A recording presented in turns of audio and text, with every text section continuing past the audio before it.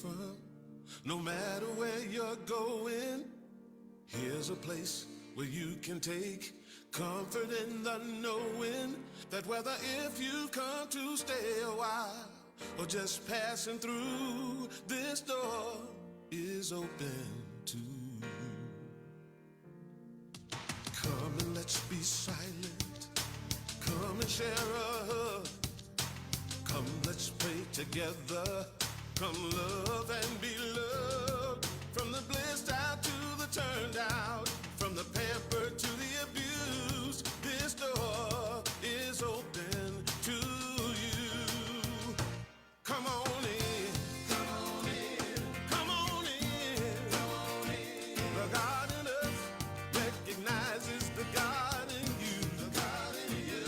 Whether you're black or white, gay or straight, Christian, Buddhist or Jew, this door is open to you.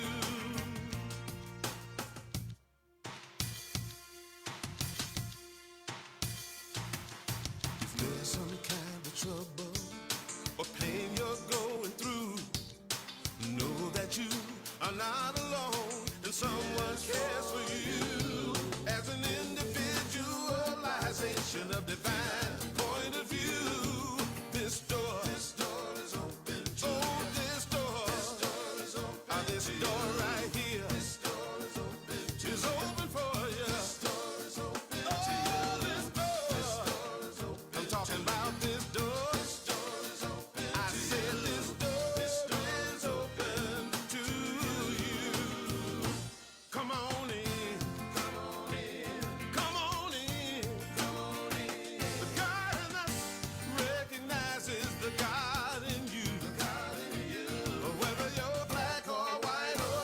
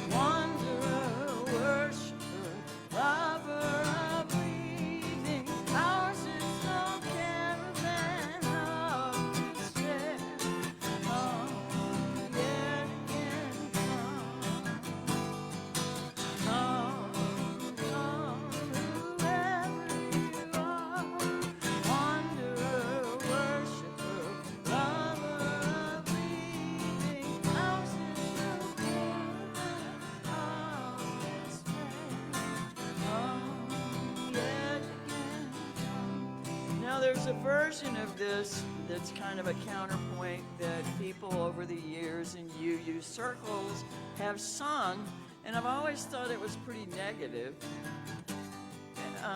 And I don't know that you folks have broken your vows 1,000 times, but I know that sometimes it gets hard to hold on to hope.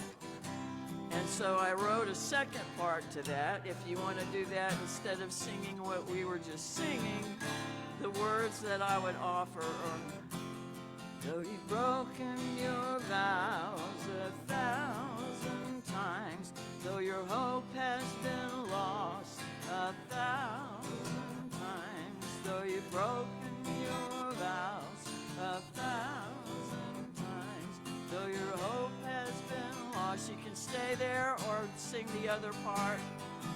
Come, come, wherever you are, wanderer, worshiper, lover of reading, outskirts compare of despair. Come, yet again, come. Good morning.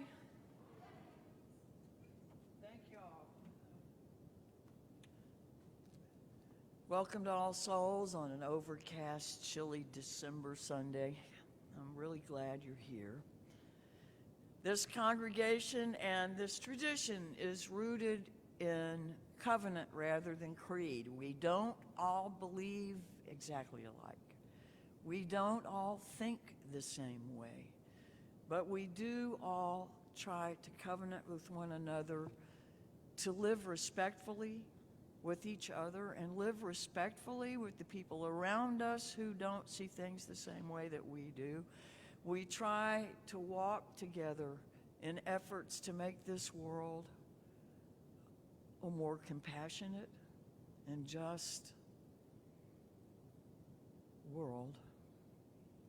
So whoever you are, whatever your age, race, origin, orientation, background, status, ability, identity, if you care to be here with us in a mutual spirit of respect, you are always welcome. Before we get to a few announcements, which we front load the service with, trying to get them out of the way, I want to point out that our study school year here at All Souls moves through like 5 seasons. The first one is Unitarian Universalist Identity. The second one is Jewish Christian Heritage. The third is World Religions. The fourth is Peace, Social Justice, and the Interdependent Web of Life. And the fifth is Personal Spiritual Growth. Yes, we should do all of those things, deal with them all of the time, but our focus is different for like 6-week periods during the school year. Right now, we're on our Jewish and Christian heritage subject focus. So, because both Unitarianism and Universalism come out of those traditions. So that will be topically some of the stuff that we discussed today, and I want to invite whoever is supposed to share our announcements today to come do that.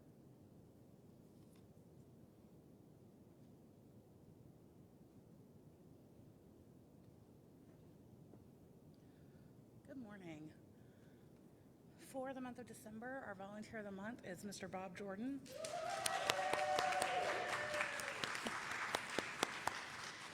He's cringing right now. Sorry, Bob. Bob, anytime we need people to cover for Susan and Barbara for music, Bob's willing to do that. He also shares his musical talents with us, even when they are here sometimes, and for church adjacent things like funerals and St. Patrick's Day parties, all that kind of stuff. He's also served terms on the board in the past for the church, and will often bring us fruits from his garden and share them with us. So thank you, Bob.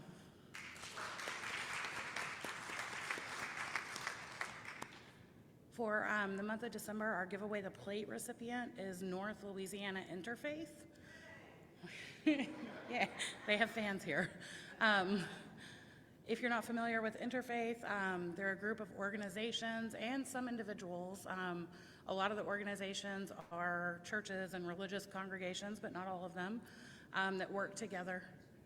Labor unions, yes, League of Women Voters, people like that as well.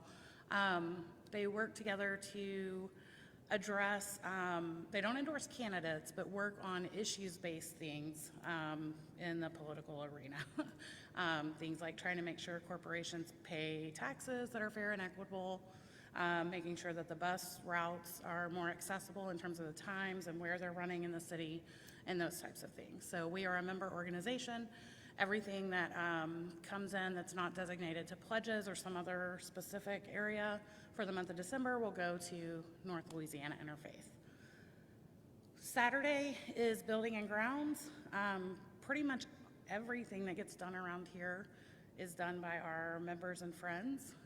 So we have a work day once a month from 9 to 1 on Saturdays, and it's this coming Saturday on the 14th.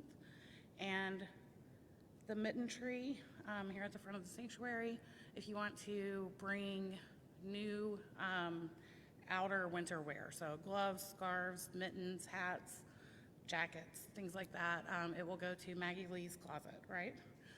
Over at the Highland Center so that people can stay warm this time of year. Thank you.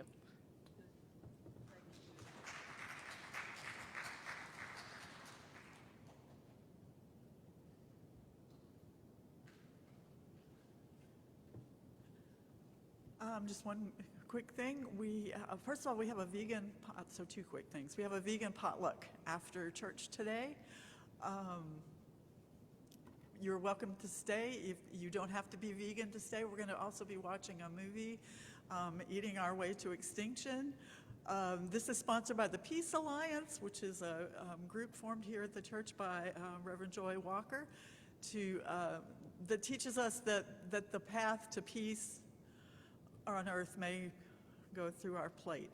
And so it's much more than just the food, it's a whole lifestyle, but you don't have to be vegan to come and enjoy the movie. And if you just come to watch the movie and be with us, you have a chance to win $50.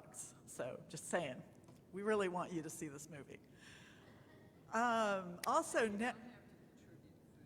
And you don't have to contribute food. That's right. We will do a total loaves and fishes thing. No fishes, I'm sorry. Loaves and tofu and make it work. All right? No fishes. No fishes. Sorry. Fish substitutes. There you go. But we really would love to have you stay and share a meal with us and watch the film. Also, next Saturday, which is also Building and Grounds, at 1 o'clock, I'd like to do, if we can get some kids and adults too, if you're interested, but to do boom whacker rehearsal for Christmas Eve. And if you don't know what boom whackers are, they're really fun musical instruments that you actually get to whack to make them play. And we would love to get a little boom whacker choir together and maybe rehearse a couple of Saturdays, the 15th and the 21st, if we can. So if you or your kids are interested, please talk to me after the service.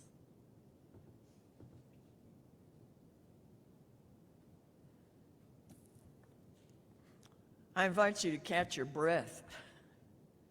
Let the pew hold you up and relax into where you're sitting. Get as comfortable as you can.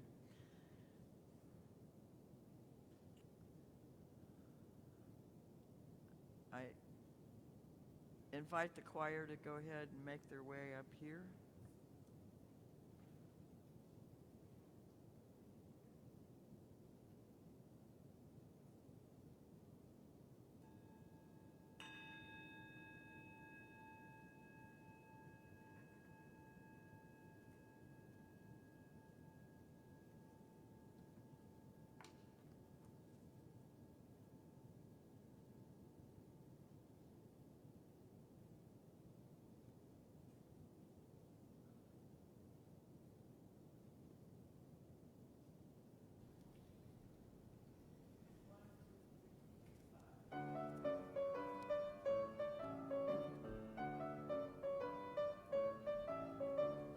come from the fire, living in the fire. Go back to the fire, turn the world around. We come from the water, living in the water. Go back to the water, turn the world around. Oh, so is life. Ah, so is life. Whoa, so is life. Ah, so is life. We come from the mountain, living on the mountain. Go back to the mountain, turn the world around. Whoa, so is life. Ah, so is life. Whoa, so is life. Ah, so is life. Do you know who I am? Do I know who you are? See we one another clearly. Do we know who we are? Whoa, so is life a body walk. So is life. Whoa, so is life a body walk. So is life. Water make the river, river makes the mountain, fire make the sunlight, turn the world around. Heart is of the river, body is the mountain, spirit is the sunlight, turn the world around. Whoa, so is life a mighty walk. Ha! So is life. Whoa, so is life a mighty walk. Ha! So is life. We are of the Spirit, truly of the Spirit. Only can the Spirit turn the world around. Whoa, so is life a mighty walk. Ha! So is life. Whoa, so is life a mighty walk. Ha! So is life. Bingo.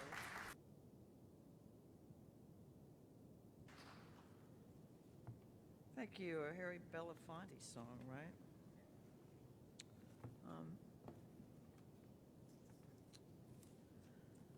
On this day, as with so many Sundays, we come in from the whirling world, the wind, the ever-changing weather, the push and pull of tides and time, from the tumult of global news to local stories, the pain we hear of, the demands on our own spirits, the do this now culture that we live in. We come into this sanctuary from this windstorm, the rush of speeding drivers and traffic jams on the roadways, the perhaps rustling silence that fills some of our homes, the vastness of a once busy and perhaps now quieter house. All of this can leave us feeling stirred and unsettled. When we give our attention to what's going on around and beyond us in this throbbing world, we can feel windblown, buffeted. We need places where we can come and find our grounding once again. Come in. Come in from the wind. Come in from that whirl. May this be a place where we can experience genuine stillness, or at least calmness, even if just for a moment. May this be a place that we can count on as we turn onto the driveway along the row of trees, as we turn on our computers, perhaps at home, and come seeking our congregational internet page. May we feel drawn or pulled into a restorative time of energized peace. May this be a place of learning and of nourishment, a community that generates a little vigor in our lives, some zest for living, for the dynamic beauty of this world. We gather tenderly like drops of dew on the leaves of grass, hopefully like gathered raindrops in clouds, gleefully like water rushing in a stream to the sea, deeply like groundwater pulled up from wells. We gather from a lot of different directions. As one year draws closer to a close, we prepare for another year, hopefully a year of growth and depth, another year of companionship and earnest hope, another year of learning to love this world. Come into this place with open hearts. Come into this place with a renewed hope for the world. Come into this place ready to build the world we've always been worthy of and always dreamed of. Welcome all who seek revitalization in a weary world, who come with love and energy to share, who worry for the future or are grateful for today. We share our strength with one another and keep the flame of love burning bright. Here tradition holds us, ancestors shine a light from the past, and the young lift their bright faces and beckon us forward. Come, let us enter a spirit of worship. Is anyone up for helping us with the first part of the chalice lighting?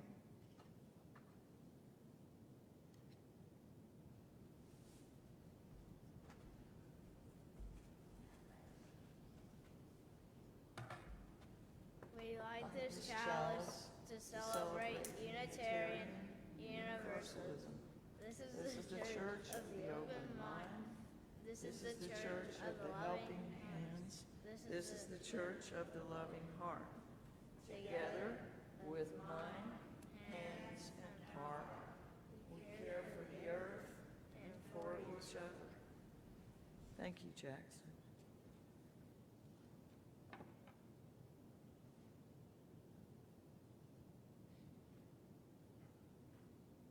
Thank you, sir. In these wild, historic, uncertain times, we gather to remember who we are, who we belong to, and what we are called to be, to do. As we light this chalice, we kindle the spirit of a great turning, the movement for justice alive in this nation and other nations across the world today. May we feel it in our bones, and in the stillness of this hour, may we sense it calling our name. We light our chalice with our hearts turned to the generations of people from whom we have inherited this congregation, who believed in the power of human beings to bear love into the world and carry this tradition. And we tend the spark of imagination and hope for the world to come. Would you please rise in body or spirit and say with me the unison affirmation as you're comfortable? Love is the doctrine of this church. The quest for truth is its sacrament, and service is its prayer. To dwell together in peace, to seek knowledge and freedom, to serve human need, to the end that all souls shall grow into harmony with the sacred. Thus do we covenant with each other. I had a guitar pick. There it is. Our opening hymn is Come and Go With Me.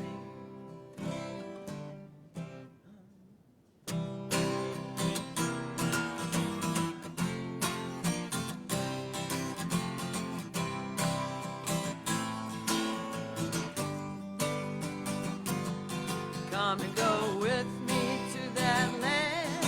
Come and go with me to that land. Come and go with me to that land where I'm bound. Come and go with me to that land. Come and go with me to that land. Come and go with me to that land where I'm bound. There'll be freedom in that land. There'll be freedom in that land. There'll be freedom in that land where I'm bound. There'll be freedom in that land. There'll be freedom in that land. There'll be freedom in that land where I'm bound. There'll be justice in that land. There'll be justice in that land. There'll be justice in that land where I'm bound. There'll be justice in that land. There'll be justice in this land. There'll be justice in this land where I'm bound. Jennifer, what's next?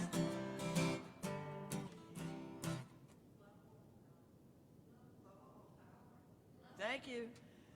1, 2, 3, 4, 5, 6. Love will hold power where I'm bound. Love will hold power in that land. Love will hold power in that land where I'm bound. Love will hold power in that land. Love will hold power in that land. Love will hold power in that land where I'm bound. I need somebody to feed me these things. I don't have the screen. All right, thank you. There'll be singing in that land. There'll be singing in that land.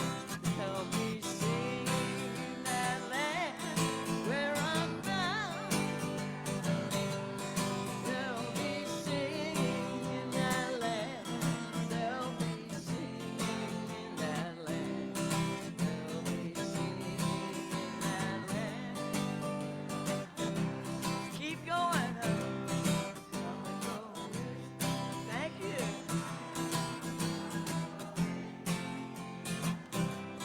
Come and go with me where I'm bound. Come and go with me to that land. Come and go with me to that land. Come and go with me to that land where I'm bound. Thank you. Y'all were counting on me and I wasn't there.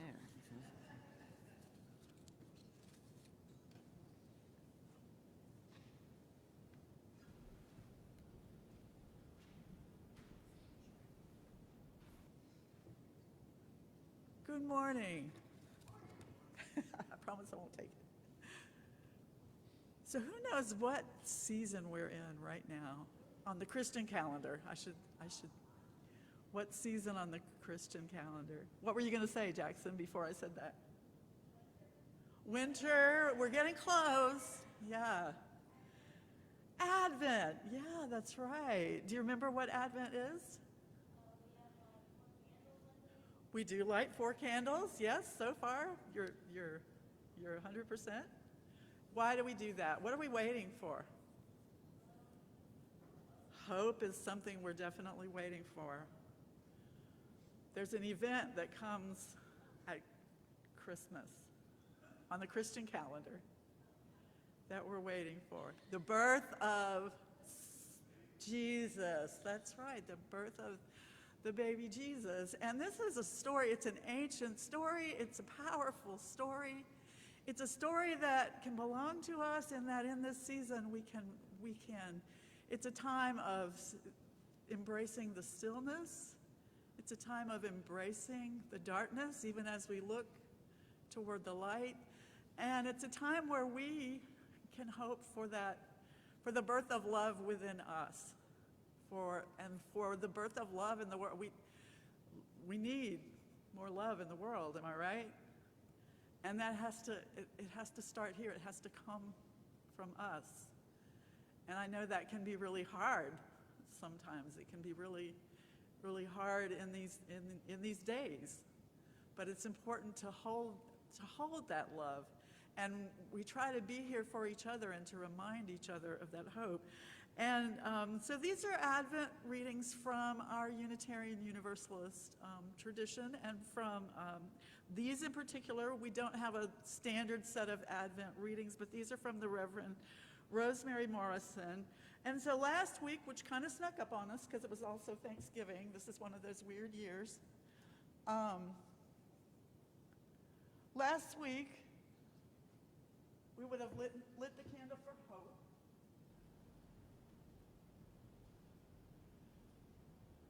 And hope is the motivating force that moves us through times of despair. The days are getting shorter, the weather colder, and the nights longer. Hope tells us that longer days are ahead, that new life will emerge, and that we need to hold on a little bit longer.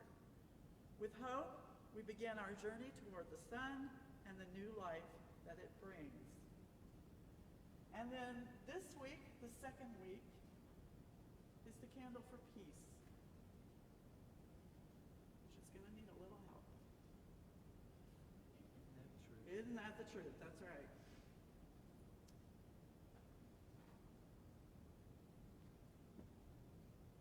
In this time of expectancy and celebration, let us hold on to the ideal of peace. Even though wars rage around the world, and sometimes in our own hearts, we recognize that peace arrives gently and to an open heart. So we light this candle of peace to remind us that it is with the softness of a dove's wing that peace descends upon us. And so we have lit the candle of peace. And so I would like you to meditate this week when you have times of quiet, to think about where you find hope, how you find hope, and where you can find the peace in your heart that's so important right now. And we will go ahead and sing our children and youth to their class. Go now in peace, go now in peace. May the spirit of love surround you everywhere you may go. So you've gone back to singing it my way, huh? I learned the melody wrong, and our whole congregation sings it that way now.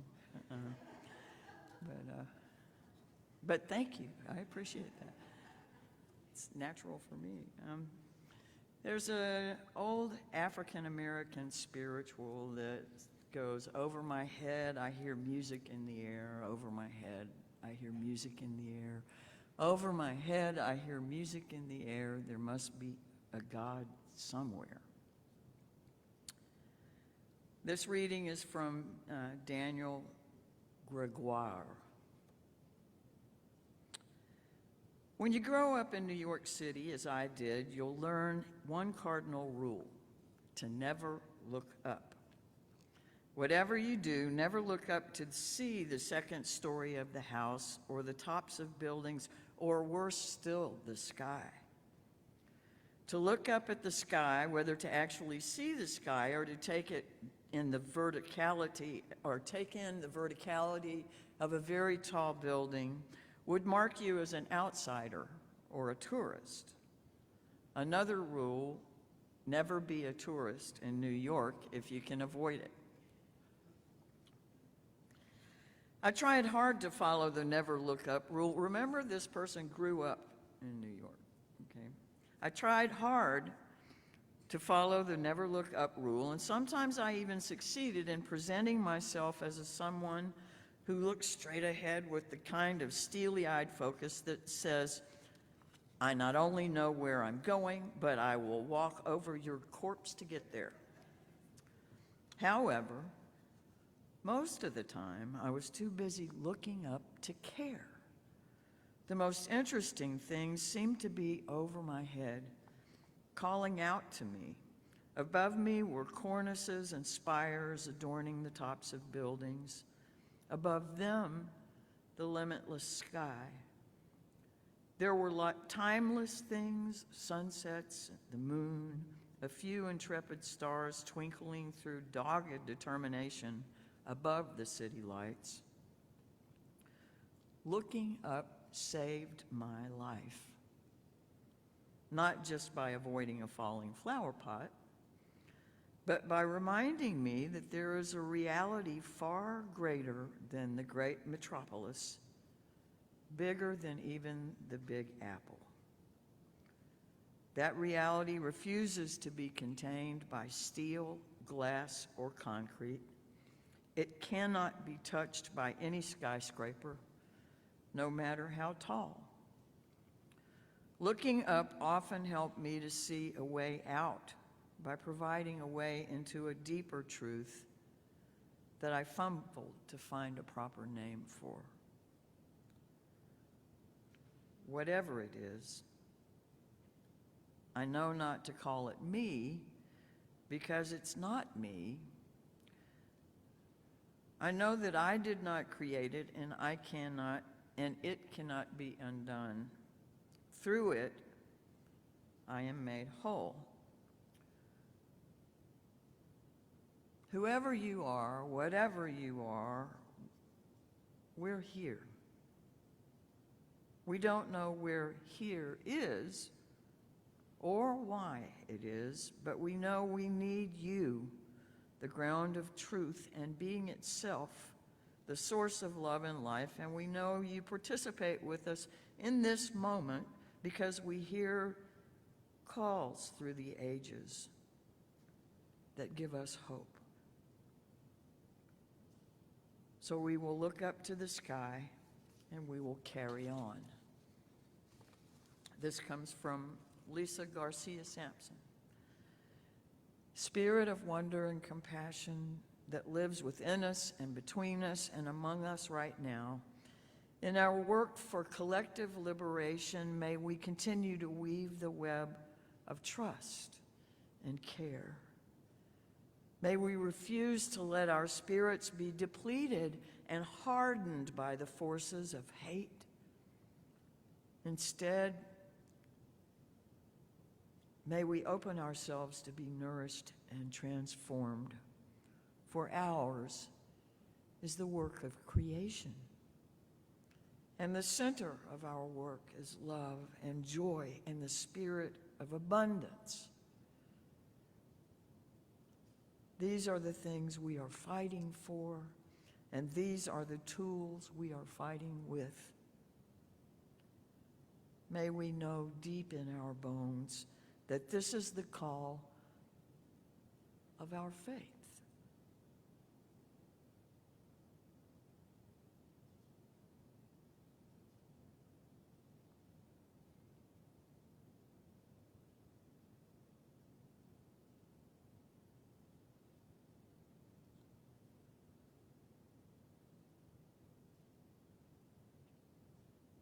After a couple of moments of silence, you're invited to light a candle if you wish for a concern or a joy, or to mark a prayer.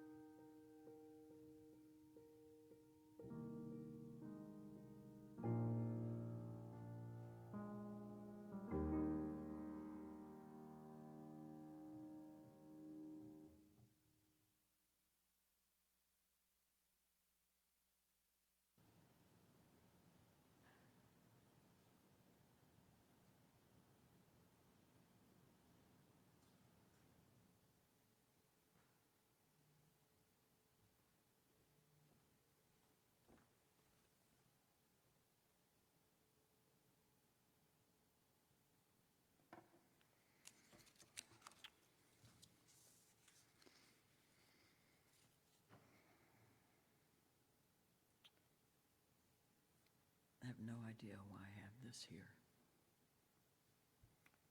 Why don't we see elephants hiding in trees?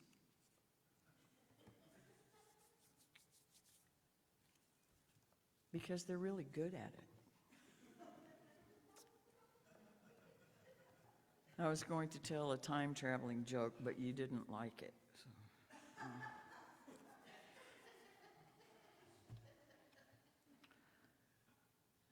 Gets a little in here sometimes. When I look in your eyes and see your openness and your kindness, I feel the touch of whatever holiness and sacredness is bigger than either of us.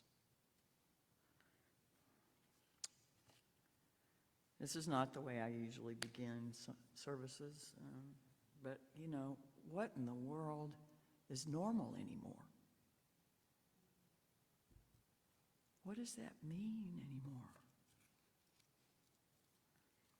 Things around us are kind of wobbling atop a pivot point, and swaying and shuddering, and so much sits so precariously poised. I have shared with some of you that for the last several years, I used to, as somebody mentioned, write it on my roof, but I'm too old for that now. For some years now, I have a like 12 or 14 foot sign that I made that I put in my front yard in the holiday season that lights up and says peace on earth. It's my only holiday decoration, you know, in the yard. Last year, there are always lights left over because I don't have the exact number that are on a string of lights in the halls, and there's no place to put the extra lights that are still plugged in and lit, and there's not a good place to put that. So last year I put them in a Ziploc, and they never even got warm. This year I put them back in the cardboard box they came in, and all the lights melted, or the cords where they plug in to each other melted. I went out for a walk with my dog one evening. When I left the house, it said peace on earth. When I came back, it said earth.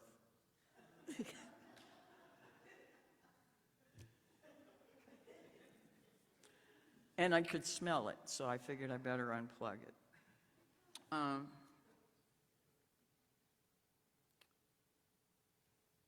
President Yoon in South Korea declared martial law, and then his cabinet reversed it. A vote of no confidence was given for President Macron in France, but still he's president. And former President Trump went to church.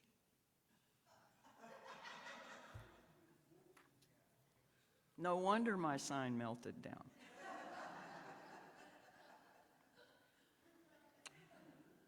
A phrase from the Henry Wadsworth Longfellow poem that we sing every Christmas Eve along with all the other traditional carols kept running through my head when my sign was dark.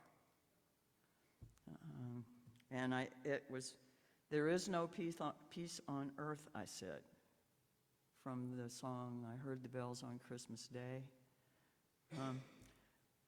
Longfellow was a Unitarian, just for the record, so was his family, and his brother Samuel was a Unitarian minister.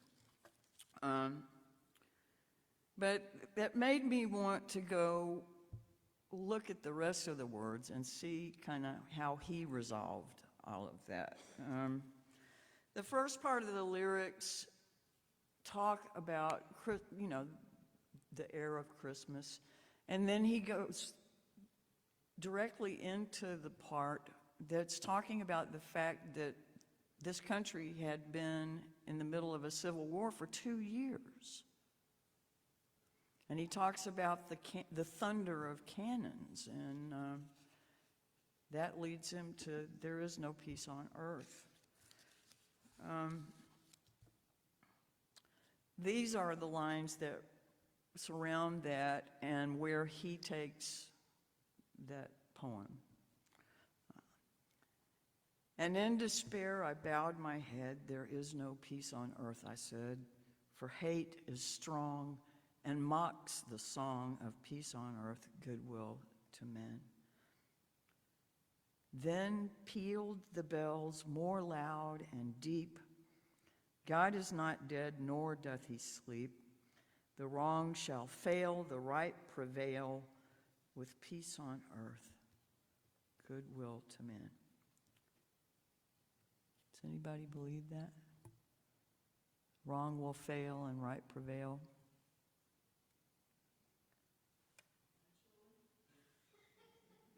Yeah, well, ultimately.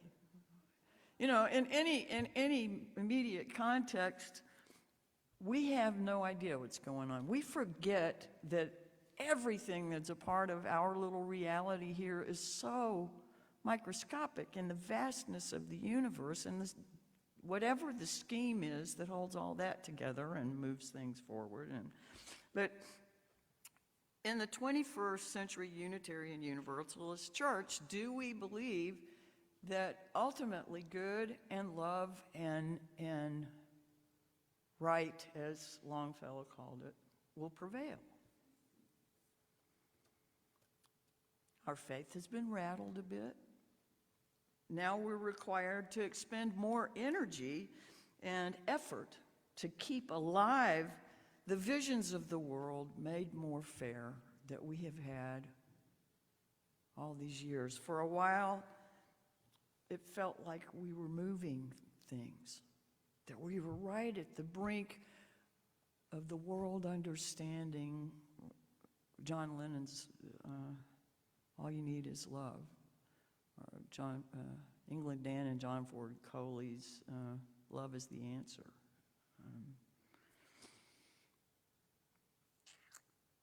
But none of where we are is new under the sun.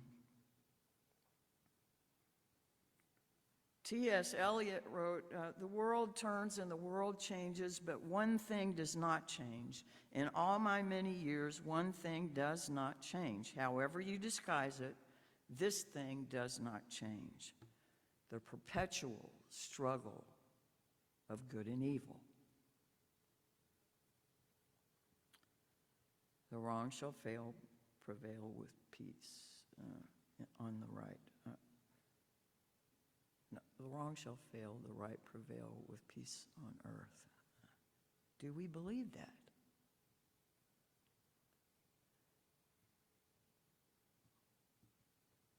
As this is our Jewish and Christian heritage study period, I hope you will indulge my touching on some of our hot button words. I've said God several times today in the service. I know that makes some of you uncomfortable, and others are right there with me. I know that any number of you are self-described as atheists, agnostics, religious or secular humanists, pantheists, or just plain spiritual. The word God brings up specifics that you cannot abide, usually as the result of your history with those who use that name in their religious practices. Others of you are Christian and believers aligned with another tradition.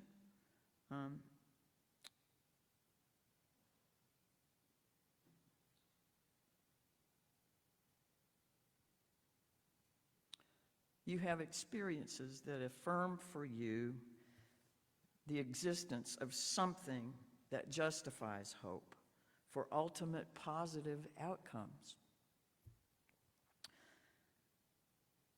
The word God doesn't bother me.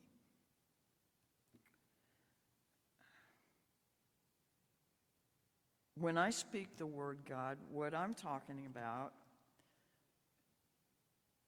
when I say the word God, something opens for me. Just a spaciousness.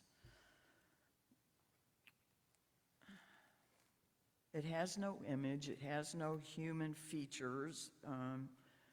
It's vast and it's encompassing and it's inexplicable to the point that it's beyond my little human capacity to define it.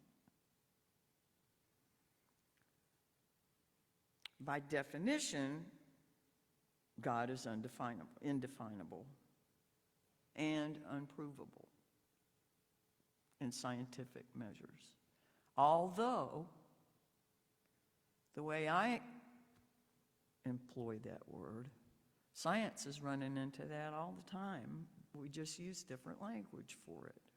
And it's the word that becomes problematic. For me, it's a shortcut. For me, it's a convenience. For me, it's a way to talk to other people who have a very different definition of that word than I do, but about things that are bigger than us. I don't refer, in my frame of reference, this is not Santa Claus waiting to hear my wish list and grant my every request. Although, I have to say that when I invite whatever openness or spaciousness or whatever that is that happens for me, when I think in terms of something greater, my life runs more smoothly. My life becomes more synchronistic. Things that I need to have happen more easily. I don't have to explain that. You don't have to believe me. All I know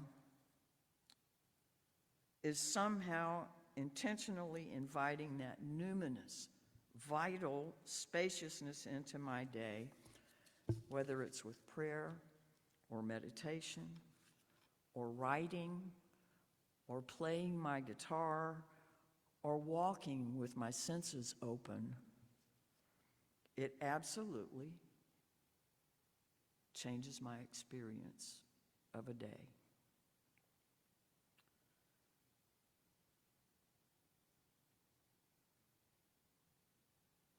Like I said, the word is a convenience for communicating at least an iota of my meaning to others when I try to talk about things that are fundamentally ineffable for me.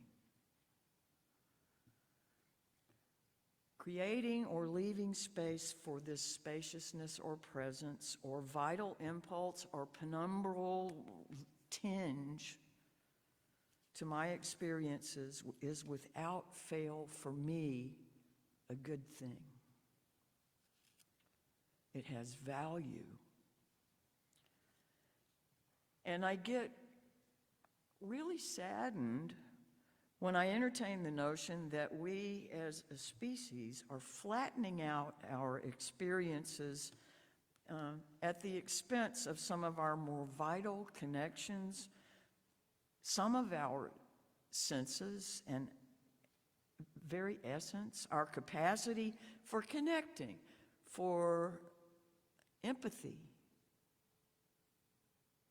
for knowing beyond what we know intellectually.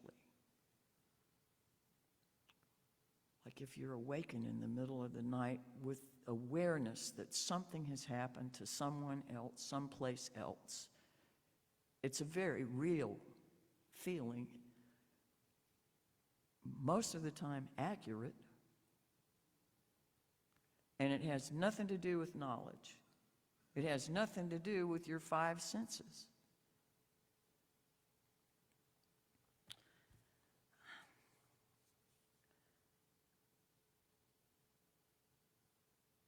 Losing interest and reverence for the part of ourselves that is more than our physiology, higher than our thinking, and deeper than our fear, to me, would be a tragedy. Bertrand Russell was a British philosopher. He died in 1970 and had been around for a million years before that. But he was a philosopher, a logician, a mathematician, and a public intellectual. He had substantial influence on mathematics and logic and set theory and various areas of analytic philosophy. He even wrote a book in 1927, Why I'm Not a Christian. But when he was actually talking about boredom when he said this, but what he said was, the pleasures of childhood should in the main be such as children extract from the environment by means of some effort and inventiveness. Children develop best like young plants that are left undisturbed in the same soil.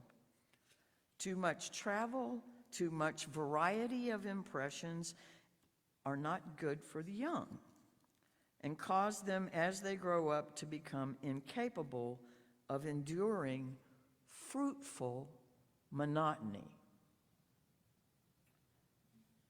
I do not mean that monotony has any merits on its own. I mean only that certain good things are not possible except where there is a certain degree of monotony. A generation that cannot endure boredom will be a generation of little people, of people unduly divorced from the slow processes of nature, of people in whom every vital impulse slowly withers, as though they were cut flowers in a vase.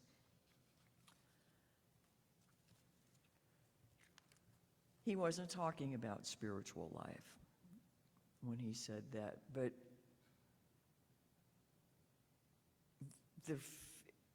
I see a clear overlap. Slowing down and becoming capable of tolerating, even enjoying, the boredom that might otherwise drive you bonkers is a tool for creativity, for becoming, once again, more aligned with the natural world and its rhythms. In some traditions, the liturgical year, Susan made a reference to this earlier, the liturgical year has built-in rhythms, and there are materials that get circulated to everybody in those traditions that are in positions of leadership. So it gives you topics and readings and things from which you are to make your spring into whatever you're going to talk about that week. I don't have that luxury. We don't have that luxury. So every week, I actively search for what I might share with y'all, what I might come up here and talk about that hopefully might have a modicum of use, whether it's food for thought or something to absolutely disagree with, or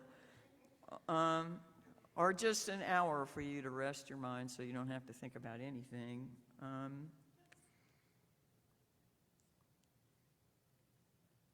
But until whatever it is really kind of drops into place for me, my anxiety will build. I'll get a little bit more, feel a little bit more pressure. Often it comes very late. But I have come to trust the process. It does not keep me from getting anxious about it. This week at choir rehearsal, we spent the whole time working on music for the Christmas Eve service. And at the end of the rehearsal, somebody asked me if we were going to sing today for church. I hadn't thought about it. So just kind of off the cuff, I said, let's do Turn the World Around. And so the next day, Susan was getting ready to go out of town. She needed to get an email out about what the service was going to be about. She asked me if I had a title, and I said, Turn the World.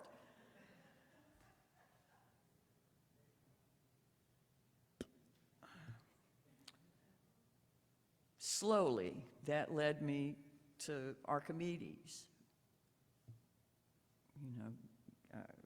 give me a lever long enough and a fulcrum on which to place it, and I shall move the world.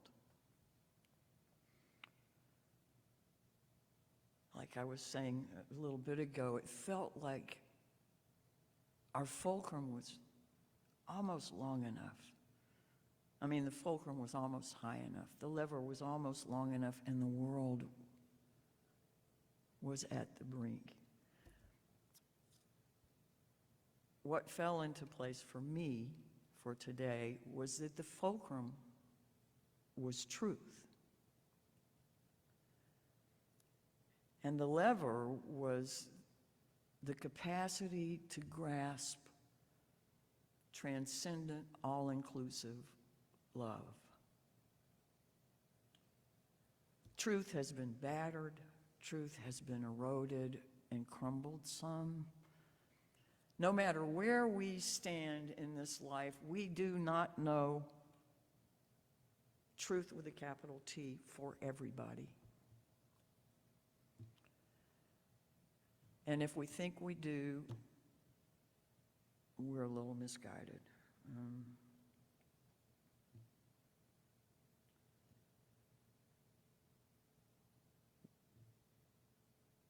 I put another joke in here.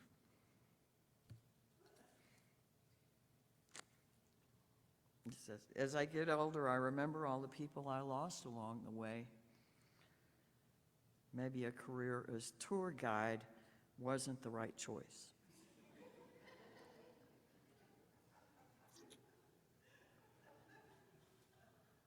We don't think alike.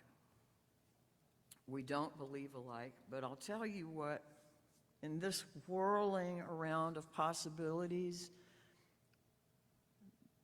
the shaking and fracturing of things that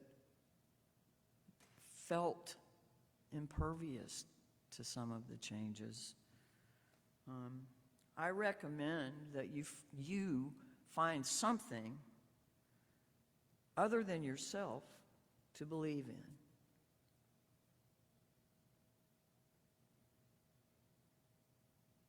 I don't care if you call it God. I don't care if you call it an it.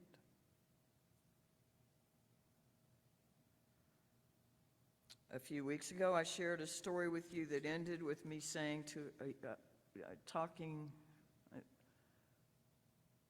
the story I shared with you ended with me saying to a young man, I am humbled by how much more readily people of your generation can open to others around them. His response to me was, that's our job. You took it this far, and our job is to turn it one more notch. Maybe the older among us still have some turning to do.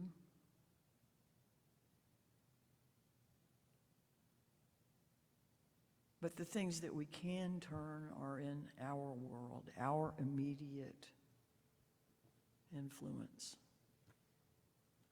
We can support the young people that are turning that world for us.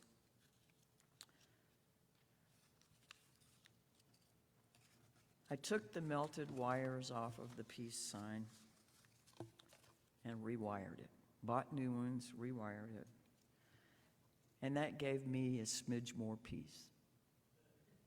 There was peace on earth again. We'll see what happens next. Would you join me in singing We'll Build a Land? The words will be on the screen. Please rise in body or spirit.